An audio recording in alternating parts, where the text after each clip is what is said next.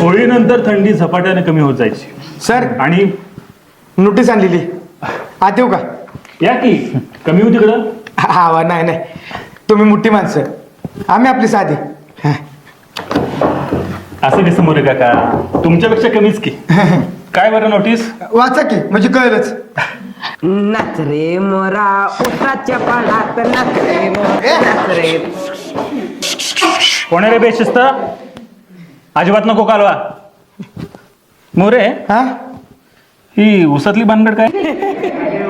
हा ते ऊस ते चाबरी आहे ती पोरं, कशाला त्यांच्याकडे लक्ष देत आहे?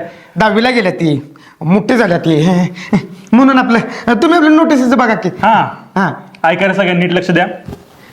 सर्व विद्यार्थ्यांना आणि शिक्षकांना कळवण्यात येते की कराड येथे शासनातर्फे आंतरशालेय लघुनाटिका स्पर्धेचं आयोजन करण्यात आलेलं आहे आणि आपल्या शाळेने सुद्धा या स्पर्धेत भाग घ्यायचा आहे.